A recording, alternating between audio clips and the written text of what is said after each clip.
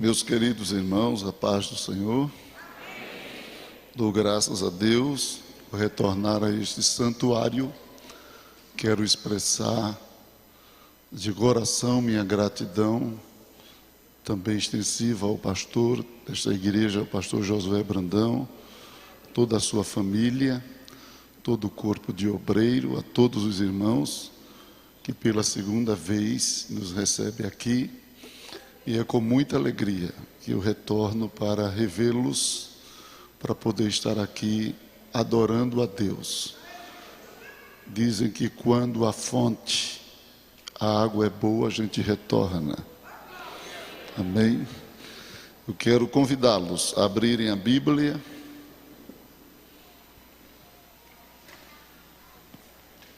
Livro do profeta Amós.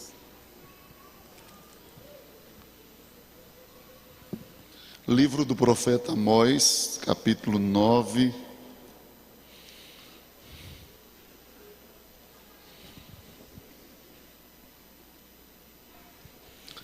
Versículo de número 11. Livro do profeta Amós, capítulo 9, versículo de número 11. Enquanto vocês procuram, eu quero transmitir também ao pastor Josué a saudação do pastor Hélio, pastor presidente ali da DCeara, que ontem também, por uma chamada de vídeo, tivemos a oportunidade de conectá-los, mas mesmo assim ele envia a saudação, a paz para toda a igreja aqui em Feira de Santana. Amém?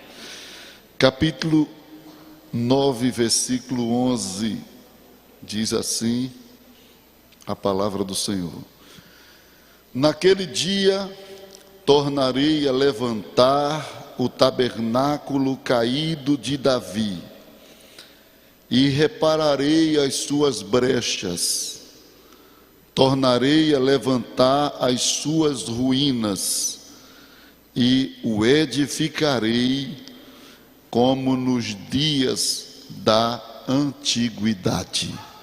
Quantos dizem amém? Por gentileza, podeis tomar os vossos assentos. Quero ministrar uma singela palavra esta noite, falando sobre a saudade de Deus. Quero ministrar uma palavra falando sobre saudade. E nesse sentido, nesse contexto que quero falar, estarei falando sobre a saudade de Deus. O texto que ora acabei de ler revela-nos uma promessa, e esta promessa é uma reação de Deus ao sentimento de saudade. Ao sentimento de saudade. Parece até um equívoco atribuir saudade a Deus, mas é claro que quando falamos de saudade em relação a Deus, estamos falando de um dos elementos que caracteriza a sua personalidade. A palavra saudade revela-nos de que é um sentimento melancólico devido ao afastamento de uma pessoa, uma coisa ou um lugar, ou a ausência de experiências prazerosas já vivida. Saudade também pode ser considerado ou considerada como um misto de sentimento de dor e prazer baseados em boas lembranças. Então, quando olhamos para essas definições básicas acerca de saudade, aparentemente parece que estamos trazendo para vocês uma palavra que não está muito aplicada à pessoa de Deus. Mas na realidade, quando analisamos Deus como um ser pessoal, é claro que a pessoalidade de Deus, ela pode se comunicar, ou ela se comunica, a personalidade de Deus. Ela chega até nós, o conhecimento de sua personalidade ou pessoalidade, através de figuras de linguagem, seja o antropomorfismo, atribuir a Deus membros e características humanas ou da forma humana, até porque não conhecemos a forma de Deus. Deus é espírito, mas o fato de Deus ser espírito não significa que ele não tenha uma forma, até porque a Bíblia diz em Filipenses que Jesus, sendo em forma de Deus, não teve por usurpação ser igual a Deus, mas aniquilou-se a si mesmo, tomando a forma de servo, fazendo-se semelhante aos homens. Logo, a forma de Deus é uma forma desconhecida. Não podemos pensar que Deus é um ser sem forma. Não sei como você, quando encara essa doutrina, imagina que Deus seja uma bola, um sol, seja como a lua. Não sei, na realidade isso não é permitido pelas Escrituras, imaginarmos uma forma para Deus. Mas as Escrituras não dão lugar nenhum que é proibido a gente crer que Deus tem uma forma. Amém, queridos? Então é importante entendermos que Deus tem uma forma desconhecida. Não é uma forma na realidade como o corpo humano, mas Deus quis comunicar sua personalidade e sua pessoalidade na forma humana através de figuras de linguagens, chamada de antropomorfismo. Você encontra na Bíblia expressões que falam dos olhos de Deus, da boca de Deus, dos pés de Deus, das mãos de Deus, do braço de Deus. Então, Deus usa a linguagem que nós possamos entender que Ele é um ser pessoal. Então, Ele, compreendendo as nossas limitações, então Ele fala dentro de nossa linguagem, dentro daquilo que nós podemos compreender a sua pessoalidade. Para Ele comunicar também sua personalidade, Ele fala através do antropopatismo, que é atribuir a Deus sentimentos humanos. A Bíblia fala de Deus como um ser que se ira, como um ser que se alegra, como um ser que se entristece. A Bíblia diz: não entristeçais o Espírito Santo. Então a Bíblia fala de Deus como um ser que expressa sentimentos semelhantes a nós. E é claro que dentro da visão teológica, isso é um antropopatismo, diferente do antropomorfismo, que é atribuir membros humanos. Aqui é atribuir sentimentos humanos. Então quando eu falo da saudade de Deus, eu estou falando dentro desta visão antropopática. Deus como um ser que se comunica de forma que o homem possa entender o que Ele quer nos falar. Amém, queridos? Então Deus, como um ser pessoal, Ele manifesta sua pessoalidade, sua personalidade, através do antropomorfismo e através do antropopatismo. E Deus, como um ser antropopático, Ele é um ser que comunica o seu sentimento de saudade para Israel. Se não, confira comigo em Jeremias, capítulo de número 2, versículo de número 2. Jeremias, capítulo 2, versículo 2, diz assim: vai e clama aos ouvidos de Jerusalém, dizendo: assim diz o Senhor, lembro-me de ti, da beneficência da tua mocidade e do amor do teu noivado, quando me seguias no deserto, numa terra que não se semeava. O que é isto, querido? Claro que é Deus comunicando o seu sentimento de saudade. É Deus dizendo pela boca do profeta Jeremias: eu estou com saudade de vocês, eu estou sentindo comoção, eu estou lembrado de como vocês eram, como vocês me seguiam quando não tinham nada, quando vocês viviam numa terra seca, numa terra árida, e apesar dos pesares, apesar das crises e das dificuldades, vocês me seguiam, vocês andavam após mim, e eu estou me lembrando disso. É Deus dizendo: estou com saudade daquela época, estou com saudade daquela geração, estou com saudade daquele comportamento seu, estou com saudade daquela compostura, daquelas atitudes. E é claro, não podemos confundir saudade com saudosismo. Deus está falando aqui e expressando saudade. Deus não é saudosista. O saudosismo, ele é prejudicial.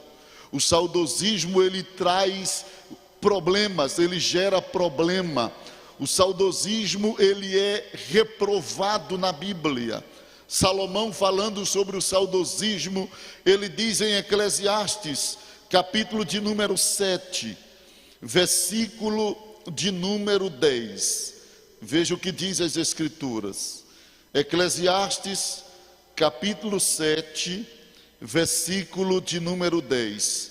Nunca digas: porque foram os dias do passado melhor do que estes, porque não é sábio fazer esta pergunta. É claro que Salomão está protestando aqui o saudosismo. Deus não é saudosista. Deus, ele é saudoso. Ele sente saudade, mas não saudosismo, porque o saudosismo, ele paralisa as pessoas. O saudosismo deixa as pessoas estáticas, voltadas para um lugar, ou com a atenção voltada para um lugar que eles não podem mais alcançar, o passado. E automaticamente o saudosismo embaça a visão para o futuro. O saudosista, ele tende a ficar preso às lembranças do passado e não reage para o futuro.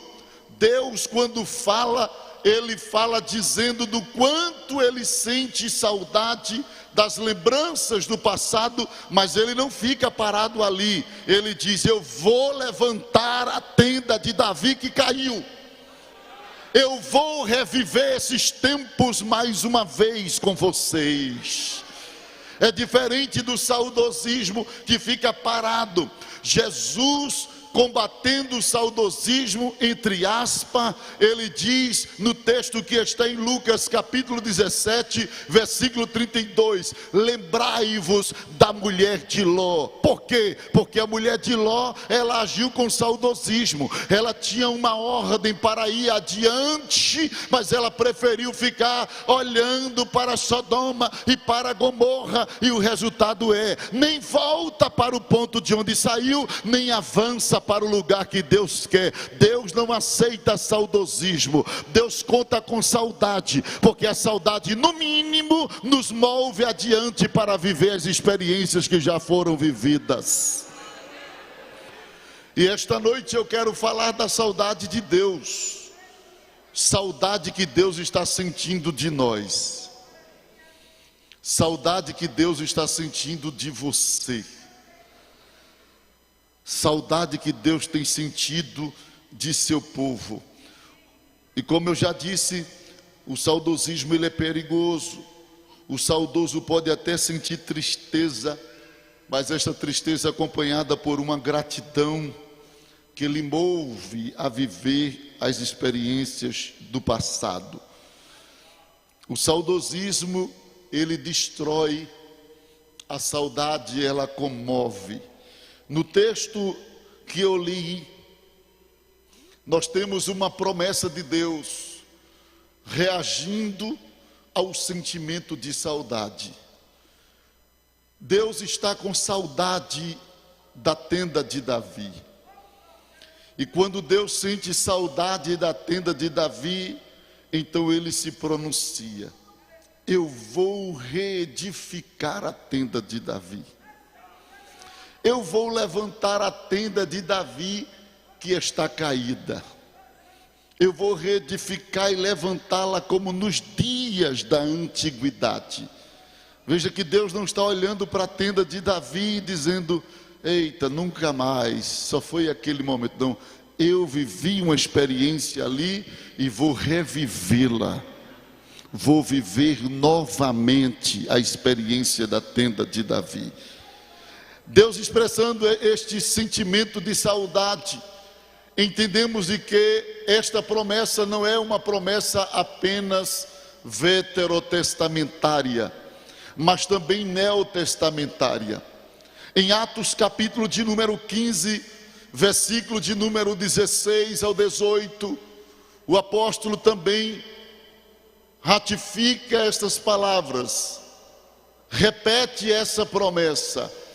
E quando ele fala desta promessa para o nosso tempo, para o tempo que se chama hoje dispensação da igreja, eu entendo que o apóstolo está comunicando que a promessa que Deus fez lá atrás pela boca do profeta Amós não era uma promessa apenas de caráter veterotestamentário, mas neotestamentário, tanto para aquela geração que ouviu, quanto para esta geração que pelo eco daquela está sendo alcançado nesta noite pela palavra de Deus. Então Deus quer, neste tempo presente, levantar a tenda de Davi mais uma vez. Deus quer isto, e falar de que Deus quer isto é o mesmo que dizer que Deus continua sentindo saudade. Mas eu preciso lhe comunicar duas verdades acerca deste tema.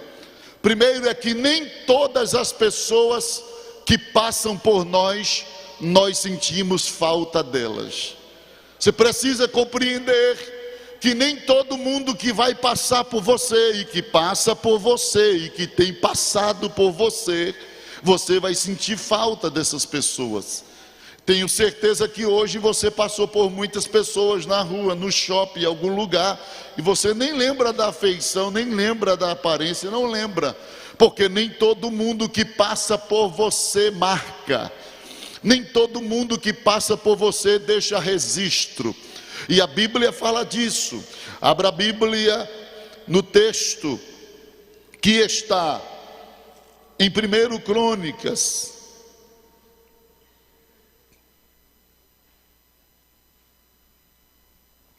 ou 2 Crônicas, segundo livro das Crônicas, capítulo 21, versículo de número 20.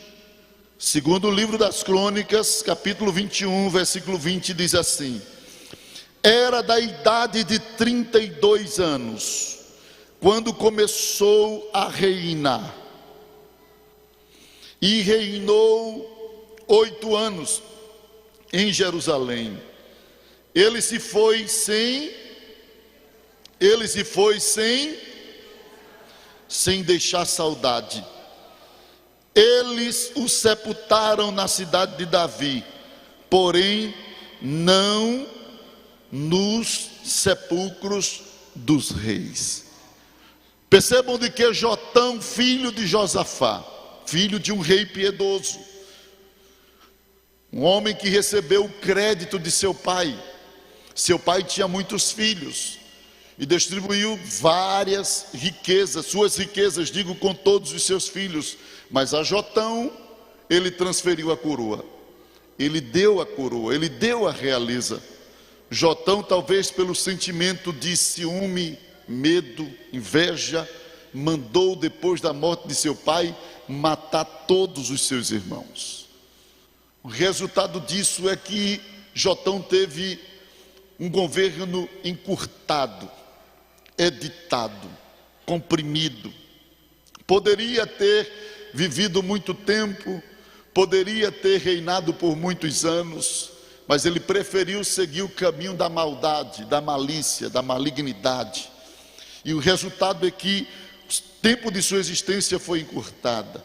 Apenas reinou 8 anos, morreu novo, na flor da idade. Eu tenho que dizer isso porque eu estou dentro dessa casa aí, né? Com 40 anos, na flor da idade.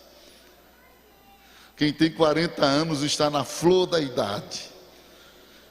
Não se admire não que Isaac casou-se com 40 anos. Entendeu? Então, na flor da idade. Morreu novo. Resultado, quando ele morre, o seu povo não sente tristeza. Por outro lado, sente alegria, graças a Deus que essa luta saiu do nosso caminho. E lamentavelmente, não se ofenda com o que eu vou dizer, porque isto é real, tem pessoas que quando saem do seu caminho, dá vontade de fazer um culto em ação de graças. Porque tem pessoas que não marcam, entendeu? Então tem pessoas que não faz falta. E isso aqui não é um desabafo, é uma realidade bíblica. Tem gente que passa por nós e não deixa saudade, deixa aquela sensação de alegria. Até que fim recebi a carta de alforria. Então deixa aquela sensação boa dentro de nós, de liberdade.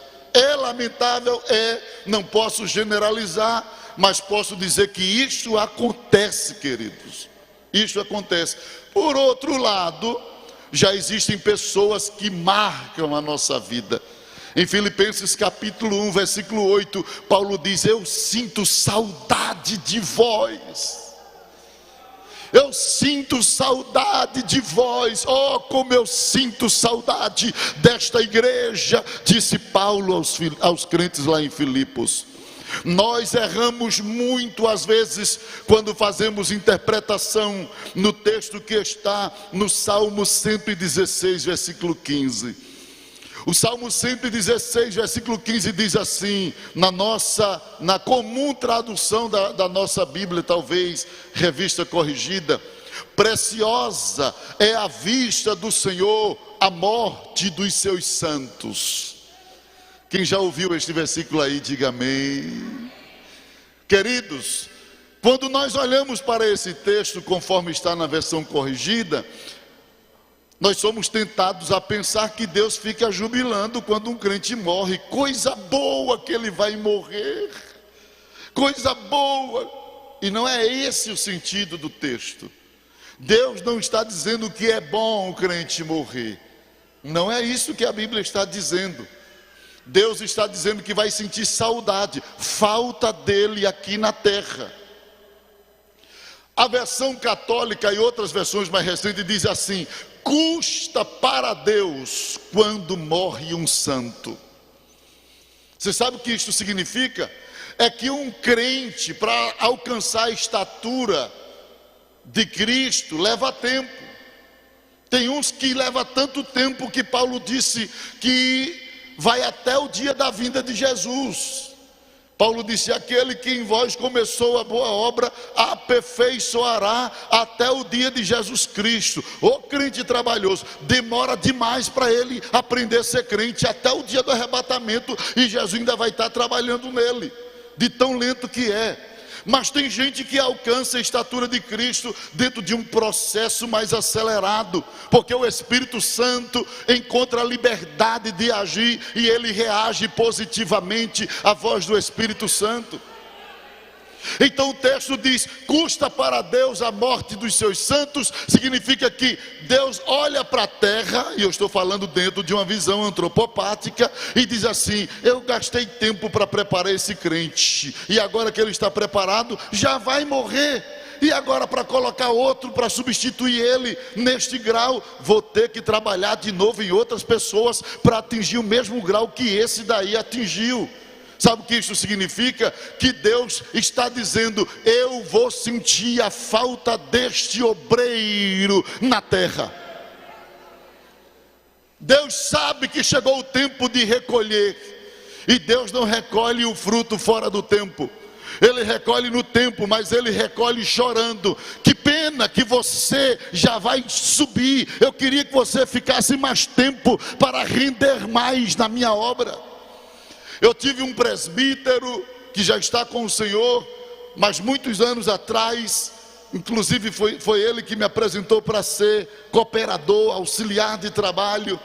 E aquele presbítero era um presbítero muito enfermo, muito doente, cadavérico, muito magrinho, debilitado.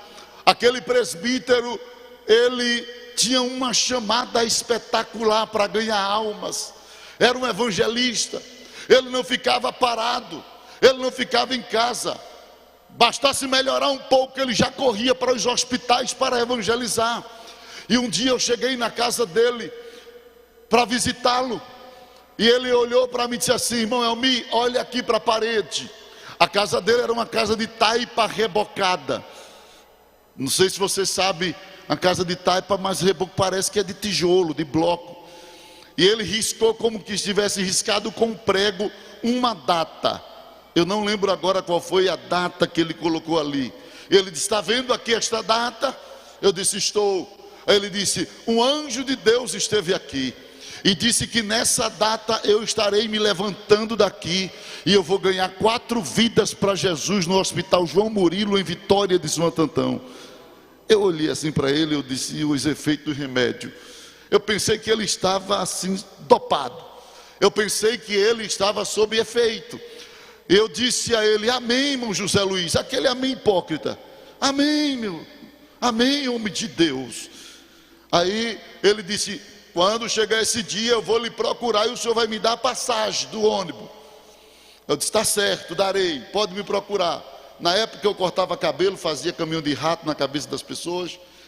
Aí quando eu estava lá, justamente cujo dia daquela data, um mês depois, não lembro um mês ou foi 2 meses, ele chegou me chamando. O salão era em cima, a barbearia era em cima, e ele me chamou. Quando eu olhei, irmão José Luiz, eu disse: meu Deus, o senhor está bem, irmão José Luiz? Ele disse que ele era um pouco gago. Aí ele: e tu não creu não, foi homem? Eu disse: creu em quê? Eu não te disse que eu iria levantar nessa data para ganhar almas? Cadê a passagem? Aí eu desci, dei a passagem a ele, dei um abraço nele. Ele foi ao hospital. À tardinha ele voltou, passou lá em casa, que ele gostava de dar relatório. Tinha idade de ser meu pai, meu avô. Eu era um jovenzinho ainda de 20 e poucos anos.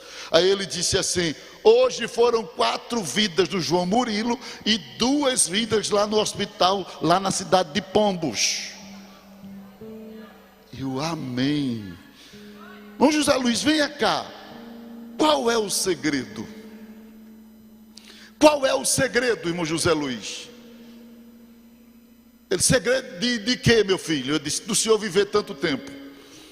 Porque já houve, eu tinha intimidade com ele, eu disse: já houve dia de a gente esperar já a sua morte e a notícia. De repente o senhor se levanta e começa a pregar novamente. Ele disse: tu não lê a Bíblia não, menino? Eu disse: eu leio, mas não descobri ainda não. Qual o segredo da longevidade? Ele disse: lê lá em João capítulo 15, versículo 2. Toda vara que está em mim dá fruto, eu cuido para que dê mais fruto. Deus não perde um bom funcionário. É por isso que Deus diz: custa para mim quando chega a hora de morrer um santo, porque eu vou perder um bom funcionário. Vou sentir saudade do teu trabalho aqui nesta terra. Aleluia. Aleluia. Deus sente saudade. Mas, queridos, eu me pergunto: por que Deus sentiu saudade da tenda de Davi? Por que Deus sentiu saudade do tabernáculo de Davi? Se olharmos panoramicamente a história, tanto tanto do Antigo Testamento até o Novo Testamento, onde a promessa se repetiu, Deus recebeu muitos tabernáculos. Deus teve o tabernáculo de Moisés, Deus teve o tabernáculo de Siló na casa de Eli, Deus teve o templo de Salomão, Deus recebeu o templo de Zorobabel, Deus recebeu o templo de Herodes, a construção. Mas quando ele resolve falar, ele não diz: estou com saudade do tabernáculo de Moisés. Não, ele diz: eu estou com saudade do tabernáculo de Davi. Porque Deus sentiu saudade do de Davi e não do de Salomão, que foi muito mais pujante, mais rico. O tabernáculo de Moisés tinha lá o altar do sacrifício, a pia do lavatório, o candelabro, a mesa dos pães asmos, tinha o altar do incenso e a arca da aliança. Quantas coisas preciosas! Mas Deus não sente saudade do tabernáculo de Moisés. Mas quando ele resolve expressar seu sentimento, comunicar, ele diz: eu estou com saudade do tabernáculo de Davi. Oh, que saudade! O tabernáculo caiu, mas eu vou reedificá-lo.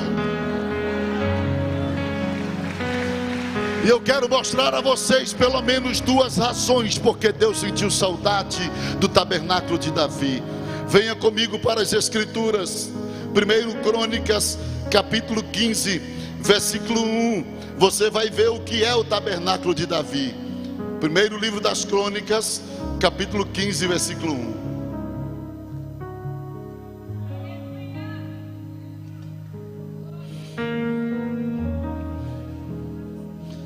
Capítulo 15, versículo 1 diz assim: Davi também fez casa para si na cidade de Davi, e preparou um lugar para a arca de Deus, e armou-lhe uma tenda. O tabernáculo de Davi não passava de uma cabana. O tabernáculo de Davi não passava de um toldozinho. O tabernáculo de Davi não passava de uma cabaninha aonde só tinha a arca. Não tinha altar de incenso, não tinha candelabro, não tinha mesa de pães asmos, não tinha nada daquilo que tinha no tabernáculo de Moisés, no templo de Salomão. Mas Deus, quando sente comoção, ele diz: eu estou com saudade do tabernáculo de Davi. Estou sentindo falta, antropopaticamente, do tabernáculo de Davi. O que é que tinha de tão precioso neste tabernáculo para causar uma comoção em Deus? O que havia de tão valioso naquele tabernáculo para Deus abrir a boca de um nabi, de um profeta, e dizer: eu vou reerguer, eu vou reedificar. Lá na frente ele abre a boca do apóstolo e diz: eu vou levantar novamente o tabernáculo de Davi. Aí você vem para o texto que está em 1 Crônicas, capítulo 17. Vamos passar um pouquinho pelas Escrituras, para que a gente possa entender esse texto. 1 Crônicas, capítulo 17, versículo de número 1, diz assim: e sucedeu, pois, que morando Davi já em sua casa, disse Davi ao profeta Natã: eis que moro em casa de cedro, mas a arca da aliança do Senhor está debaixo de cortina. Está debaixo de cortina, está cercada por pano, está coberta por um pano. Eu moro numa casa de luxo, mas Deus é representado na arca numa casa de cortina. Isso não pode. Isso é Davi dizendo ao profeta Natã. Então Natã disse a Davi: tudo quanto tens no teu coração, o que é que ele diz? Faze, porque Deus é Tem palavra melhor do que esta? Você ouvir de um profeta, de um orientador espiritual: tudo que você quiser fazer, faz, porque Deus vai ser contigo. Que coisa boa, que coisa maravilhosa. Quando Davi ouviu esta mensagem, ele entrou para dentro da sua casa e Natã foi para a sua. Esse texto tem um intervalozinho de uma noite, depois ele retoma aqui, mas o texto tem um intervalo. Natã vai para a sua casa, Davi entra na sua casa para fazer votos. Aí você vai lá no Salmo 132. Vamos lá, Salmo 132, para você saber o que aconteceu com Natã e o que aconteceu com Davi durante aquela noite. Salmo 132. Davi está na sua casa com uma palavra do profeta, palavra extraordinária: tudo que tu colocares no teu coração fazes, porque o Senhor é contigo. Aí o Salmo 132, Davi começa a orar dentro da sua casa: lembra-te, Senhor, de Davi e de todas as suas aflições, como jurou ao Senhor e fez voto ao poderoso de Jacó, dizendo. Davi está aqui se expressando: eu fiz voto, estou fazendo novamente, estou renovando meus votos. Certamente que não entrarei na tenda de minha casa, nem subirei ao leito de minha cama, não darei sono aos meus olhos, nem adormecimento às minhas pálpebras, enquanto não achar lugar para o Senhor, uma morada para o poderoso de Jacó. Davi está ali fazendo voto, dizendo: Deus, amanhã eu vou sair desta casa e eu só retorno a ela depois que eu construir um santuário para o Senhor. Eu não vou dormir, eu prometo ao Senhor que eu não durmo, vou ficar acordado sob vigia para que tudo isso aconteça. E Davi vai se organizando. Quando ele está já ali terminando aquela vigília de oração, alguém bate na porta da sua casa, na porta de cedro, na casa de cedro. E quando ele vai lá saber quem é que está lá, o profeta Natã. E o profeta Natã volta e diz assim: Davi, meu filho, esta noite foi pequena para mim, e Davi para mim também. Eu estava já planejando, fazendo um rascunho aqui, já disse a Deus que eu vou construir, nem vou dormir enquanto não construir. Não, Davi, espera aí um momentinho. Deus mandou te dizer o seguinte: olha, Davi, tu sabe onde eu te escolhi, de onde eu te tirei, tu sabe quantos líderes já passou aqui sobre este povo. Olha aí no livro das crônicas, vai lá no livro das memórias, vê se eu pedi algum tabernáculo, vê se eu pedi a ele alguma casa, vê se eu pedi a ele algum lugar. Agora tu vem e quer me tirar da tenda. Eu quero te dizer que tu não vai construir casa para mim, porque eu estou muito satisfeito nesta tenda, e eu não vou aceitar que tu construa uma casa. Talvez por causa da tua dedicação eu deixe teu filho fazer uma casa para mim, mas agora não quero casa nenhuma. Me deixa na tenda, Davi. Davi disse: o quê? Deus pediu isso? Deus mandou me dizer isso? Sim, Davi. Mas por que Deus queria tanto a tenda de Davi? Capítulo 16 de 1 Crônicas. Eu gosto de pregar para uma igreja que gosta de Bíblia. Capítulo 16. Trouxeram, pois, a arca de Deus e a puseram aonde? E a puseram aonde? No meio da tenda. Diga: no meio da tenda. Que Davi lhe tinha armado. O que é que havia ali naquela tenda? O texto de 1 Crônicas capítulo 16 diz que colocaram a arca no meio da tenda. Então ofereceram holocaustos e sacrifícios pacíficos perante Deus. Versículo 7. Então naquele mesmo dia Davi em primeiro lugar,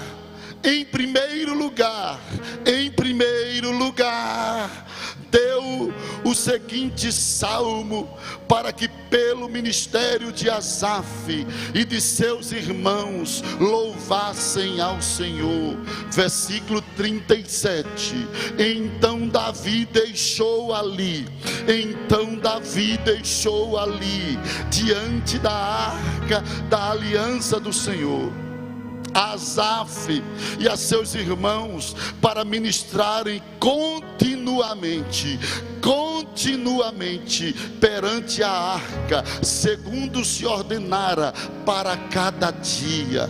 Porque Deus desejou tanto a tenda de Davi, porque Deus sentiu comoção e prometeu levantar. Digam comigo, porque na tenda de Davi. Diga, porque na tenda de Davi Deus era o centro das atenções. A arca não estava lá no último cômodo, como no templo de Salomão, nem como no tabernáculo de Moisés. A arca estava no meio. Na tenda de Davi, a arca estava no meio.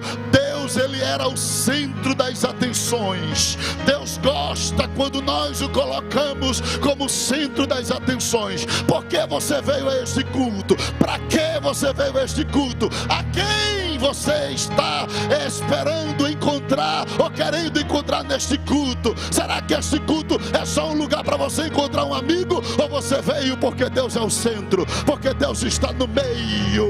O segredo é Deus no meio da tenda.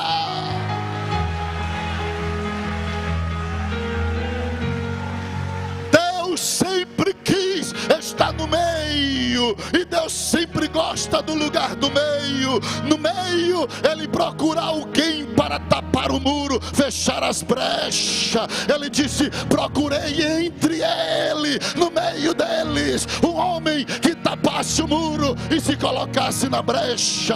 No meio, Ele está para purificar. Isaías disse: eu habito no meio de um povo de impuros lábios. Ele disse: tu estás no lugar certo. Vai lá, toca na língua dele, purifica ele, porque ele está no lugar que eu quero. Ele está na minha presença, ele está no meio. Deus gosta do lugar do meio. No meio, ele prometeu estar. Aonde estiverem 2 ou 3 reunidos no meu nome, eu estarei no meio. No meio, ele curou um homem da mão seca, da mão mirrada. Ele estava na sinagoga e o homem estava lá com a mão seca. Ele disse: ei, varão, vem para o meio. Quando o homem veio para o meio, ele disse: estende a mão, estende a mão, estende a mão. No meio, ele está para curar. No meio, ele curou um paralítico em Cafarnaum. Ele estava dentro de uma casa, rasgaram o teto e desceram ele. E a Bíblia diz: desceram ele no lugar do meio, onde Jesus estava. E quando aquele homem desceu, Jesus disse: teus pecados estão perdoados. No meio, ele está para restaurar os pecadores. No meio, ele estava lá na praia, quando trouxeram a mulher adúltera e jogaram ela no meio onde Jesus estava. Jesus olhou para ela e disse: cadê os teus acusadores, mulher? Ela levantou a cabeça e disse: estou vendo ninguém, nem eu te condeno. Vai em paz, vai. Ah, irmãos, no meio ele está para trazer solução aos atribulados. Os discípulos pegaram o barco por ordem do mestre: passem para o outro lado. Não, mestre, passem para o outro lado. É uma ordem. E eles foram. Jesus foi para o monte orar. E a Bíblia diz que à noite eles sem conseguirem passar, porque o vento era contrário, a tempestade grande. Jesus no monte, e vendo que o barco estava no meio, sendo açoitado pelas ondas, a Bíblia diz que Jesus foi ter com ele andando sobre as águas. Às vezes você está pensando assim: Jesus, eu vou morrer. Não, ele está esperando chegar no meio da luta. Quando chegar no meio da tempestade, ele chega. Você Você pensa que você vai morrer? Você pensa que a sua casa vai cair? Vai não, querido. Jesus já está vendo a tribulação antes de você ver Ele agir, antes de você ver Ele andar sobre as águas. Ele já está te vendo e Ele está dizendo nesta noite: quando você estiver no meio, ou você vai ou você volta, porque é a mesma distância. A força que você vai fazer para ir é a mesma que vai fazer para voltar. Então eu deixo você chegar no meio, porque no meio é lugar de decisão. E quando você chegar no meio, eu chego para mostrar que eu estou no controle.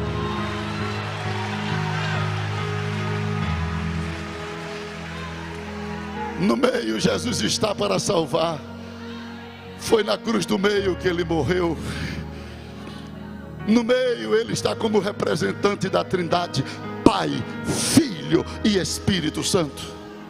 No meio Ele está para ministrar a paz. Jesus morre, os discípulos ficam enclausurados dentro de uma casa, escondidos dos soldados romanos. De repente, quando Jesus ressuscita, a Bíblia diz que apareceu no meio deles e disse: Pai seja convosco. Jesus está no meio para ministrar a paz. Jesus está no meio para colocar um divisor na história. Antes de Cristo, depois de Cristo. Uma coisa é a tua vida antes de Jesus, e outra coisa é quando você hoje tomar a decisão depois de Cristo. As coisas vão ser diferentes. Jesus está no meio da tua história para colocar um divisor de água. Ele quer estar no meio da tenda.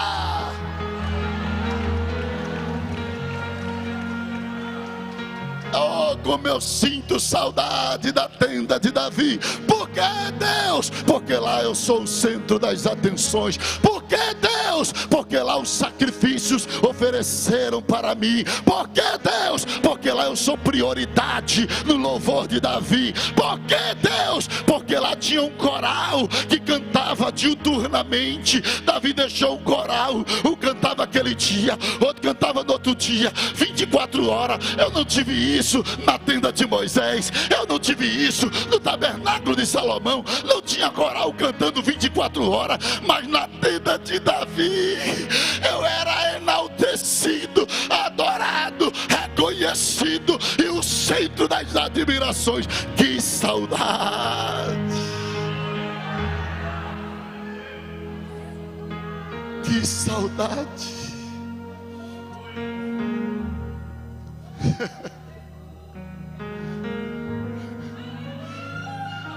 Deus está dizendo a você: como eu sinto saudade de você.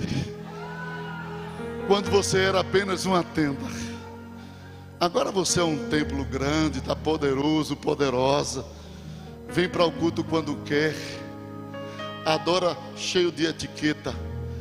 Mas quando tu era só uma tenda, tu cantavas lavando louça, tu cantavas dentro do teu carro, tu chorava com as mensagens mais simples. Oh, que saudade de você quando você era apenas uma tenda. Por que você mudou tanto?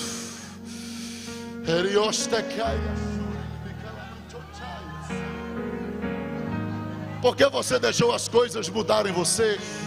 Por que você se permitiu ser influenciado pelos conceitos e ideias da pós-modernidade? Eu gostava de você quando você era mais simples. Eu gostava de você quando você nem sabia nem cantar direito.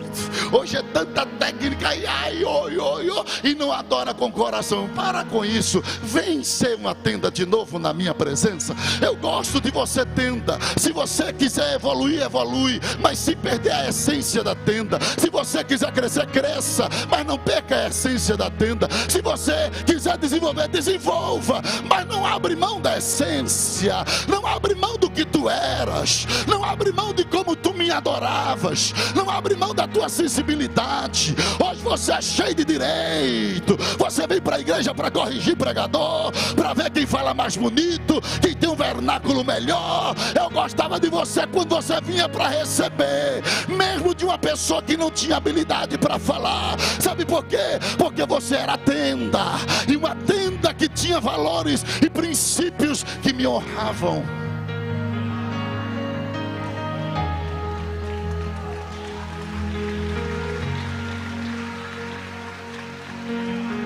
Estou caminhando para o fim, querido. Estou caminhando para o fim, pastor, porque eu estou com algo sério de Deus para dizer a gente que tem aqui nesta noite. Tua vida vai sofrer um impacto ainda neste culto. Você não vai voltar para casa da forma que você chegou. Isso não é profecia para acontecer daqui a uma semana, é hoje. Hoje aqui tua vida vai ser impactada. E já está sendo impactada, porque Deus está dizendo: eu estou com saudade. E eu sei que a tua tenda caiu, mas eu vou reedificar esta tenda.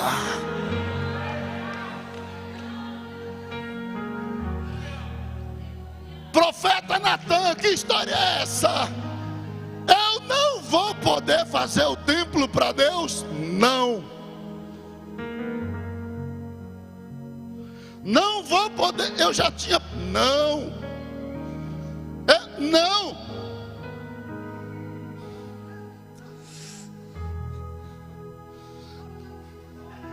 E agora, Natan? E agora é não.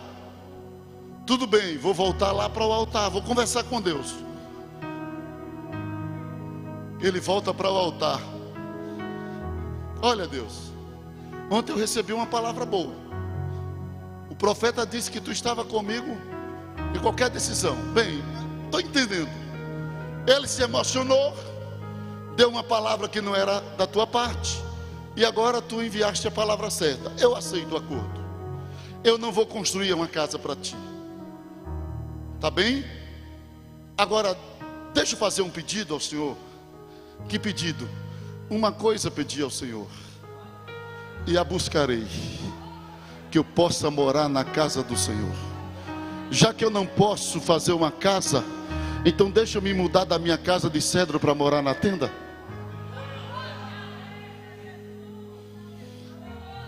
Já que eu não posso construir um santuário para ti, eu aceito me mudar desta casa que eu fiz para morar contigo na tenda.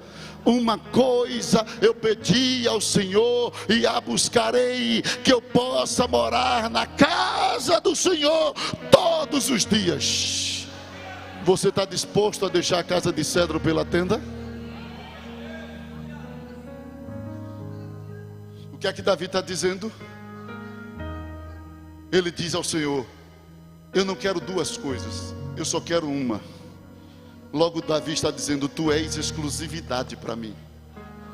Tu não és apenas prioridade, tu és exclusividade. Eu não consigo viver sem o Senhor.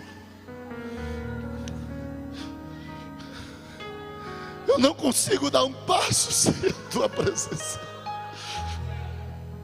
Eu não quero se mover em direção alguma se o Senhor não for comigo.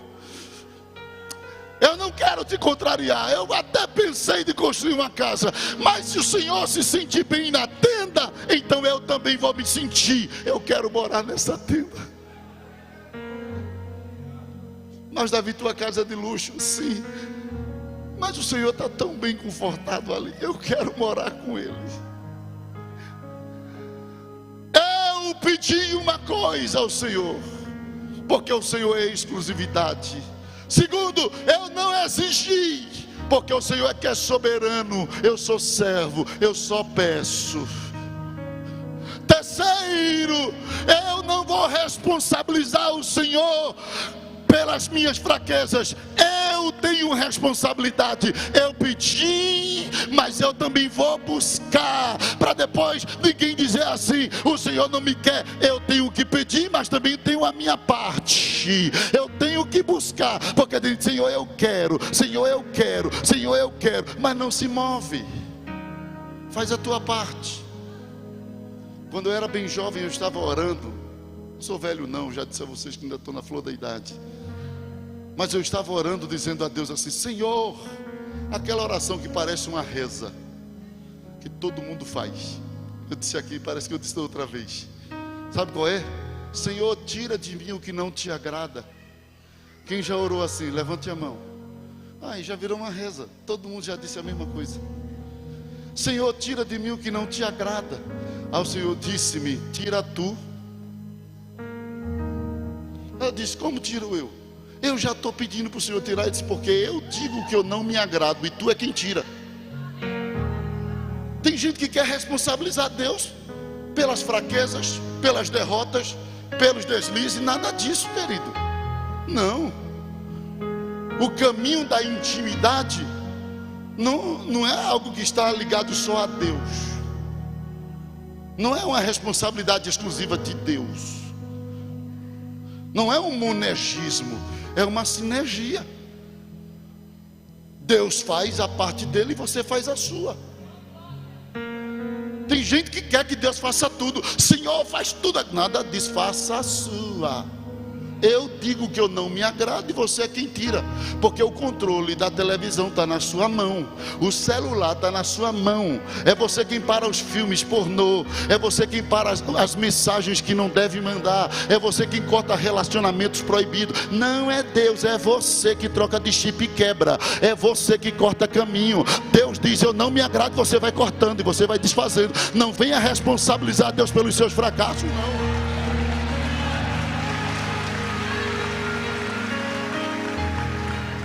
Pedi ao Senhor, eu não determinei, eu pedi, não foram duas coisas, é uma, porque Deus é exclusividade, mas eu vou buscar, eu vou fazer a minha parte, eu vou perseverar neste propósito, eu quero me alinhar nesta visão, que eu possa morar na casa do Senhor. Não quero uma presença periódica, quero presença permanente. Eu quero morar na casa do Senhor. Eu não quero uma presença que só vem de tempos em tempos, de congresso em congressos, de escolas em escola. Eu não quero esse tipo de presença. Eu quero uma presença todo dia. Em paz me deitarei, dormirei e vou me acordar, porque eu sinto o Senhor, eu sinto o Senhor toda noite, todo dia, toda hora. Eu sinto, eu quero uma presença permanente.